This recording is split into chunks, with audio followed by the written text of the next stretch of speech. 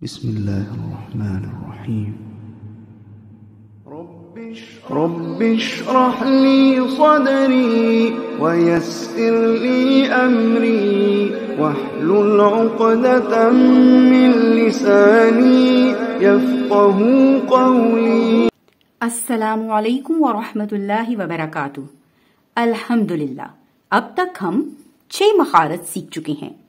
پچھلے لیسن میں ہم نے آپ کو حروف لسان میں سے 2 حروف جن کو حروف لہاتیہ کہتے ہیں جو کہ مخرج نمبر 5 اور 6 یہ سکھایا تھا. یہاں سے 2 حروف نکلتے ہیں قاف اور کاف. اس کو ادا کرنے کا طریقہ ہم نے آپ کو سکھایا تھا. مجھے امید ہے کہ آپ کو یہ سمجھ آ گیا ہوگا اور آپ نے اس کی خوب پریکٹس بھی کی ہوگی. اگر کسی نے یہ لیسن نہیں سنا تو وہ لیسن نمبر 8 اور مخرج نمبر 5 اور 6 ضرور دیکھ لیں تاکہ قاف اور کاف کو ادا کرنے کا مخرج کلیئر ہو جائے.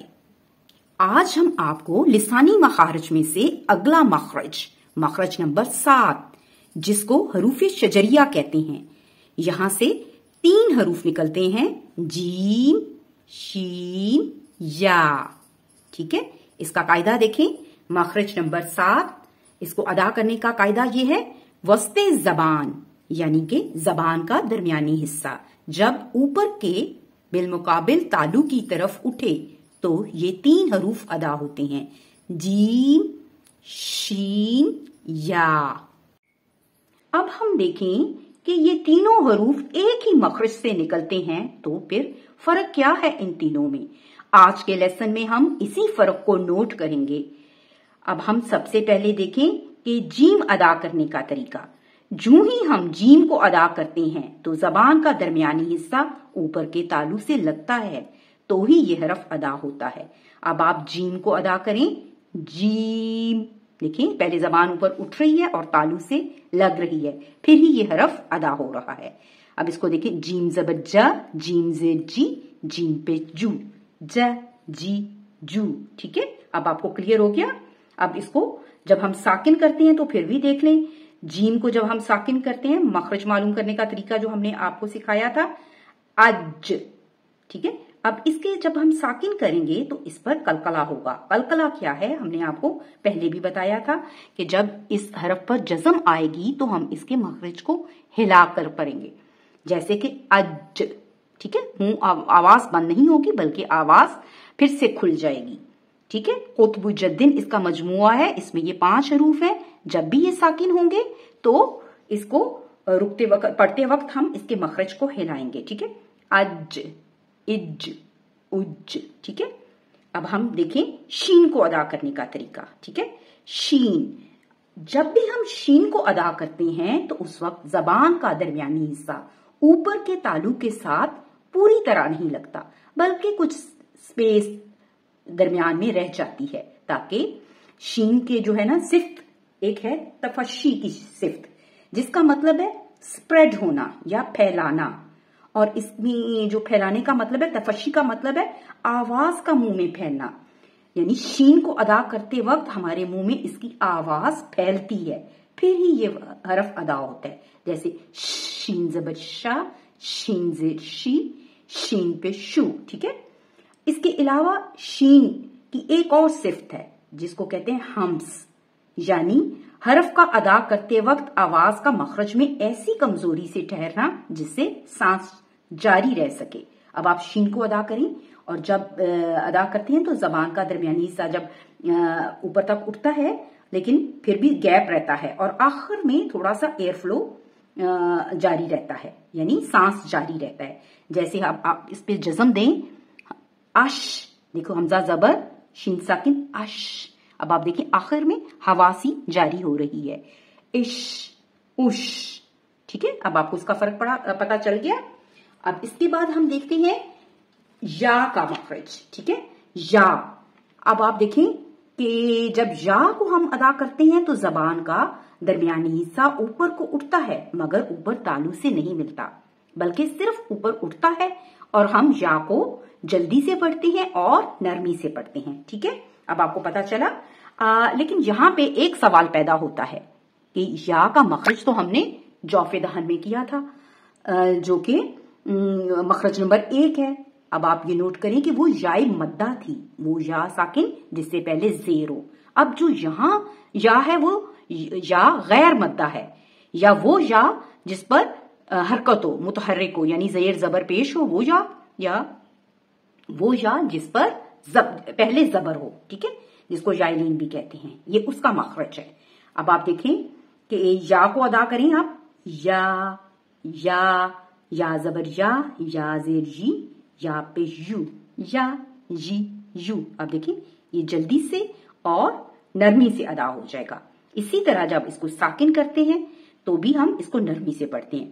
حمزہ زیر یا ساکن ای، اور لیکن با زیر یا ساکن بی، یہ جو ہے یائے مدہ ہے، لیکن یہ آپ کو بتانے کے لیے کہ زیر سے یہ بن رہا ہے، اور یا سے پہلے پیش کا حرف کوئی نہیں ہے، اس لیے اس کی مثال نہیں ہم دے رہے.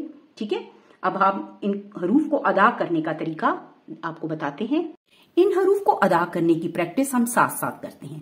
ج، جی، جو جیم کے حروف ہو گئے، شا، شی، شو شین کے، یا، یی، یو یا کے حروف ہو گئے. ٹھیک ہے، اب حرکات لگا کر ہم جو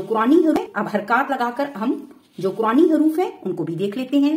ٹھیک ہے، جیم سے جہادا، ٹھیک ہے، جہادو، وجوہو. ٹھیک ہے، اب دیکھیں جب ہم جیم ادا کر رہے ہیں تو ہماری زبان جو ہے پوری تالو سے لگ رہی ہے، پھر یہ ادا ہو رہا ہے. اب شین دیکھیں، اس میں زبان تھوڑی تالو سے پوری طرح سے نہیں لگے گی بلکہ تھوڑا سا گیپ رہے گا. شاہدہ، شہاد، شقاقو، شہودو. ٹھیک ہے، یا دیکھیں اس میں اور زبان نیچے رہے گی، صرف اوپر اٹھے گی اور جلدی سے اور نرمی سے ادا ہو جائے گا. یفعلو، بیناتو، یخادعون. مجھے امید ہے کہ آپ کو یہ سمجھ آ رہا ہوگا. اب ہم جزم کے ساتھ حروف کو دیکھتے ہیں، جو کہ مخرج معلوم کرنے کا طریقہ ہے.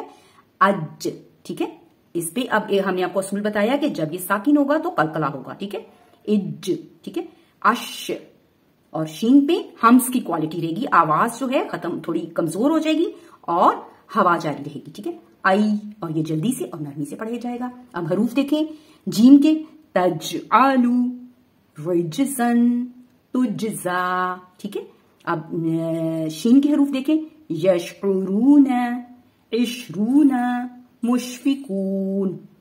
اب آپ یا کو دیکھیں، بیعو اور بیعو جو ہے یہ یائے مدہ ہے. اس کو ہم ویسے ہی آپ کو یہاں بتا رہے ہیں، اس کا مخرج جوفدان ہے. اور یا ساکن سے پہلے پیش کی مثال کوئی نہیں ہے قرآن پاک میں، اس لیے ہم نے اس کو ایسے ہی رہنے دیا ہے. اب ہم اس چیز کو دیکھیں کہ جس طرح مخرج کے بنا حرف ادا نہیں ہوتا، اسی طرح صفات کے بنا بھی حرف مکمل ادا نہیں ہوتا. اب آپ دیکھیں کہ اگر آپ کے مخارج صحیح ہیں اور صفات صحیح نہیں تو آپ لہنے خفی کریں گے، اور اگر آپ کی صفات صحیح ہیں اور مخارج نہیں تو آپ لہنے جلی کریں گے، جو کہ حرام ہے. اس لیے ہمیں حروف کے مخارج کے ساتھ ساتھ صفات کا سیکھنا بھی بہت ضروری ہے.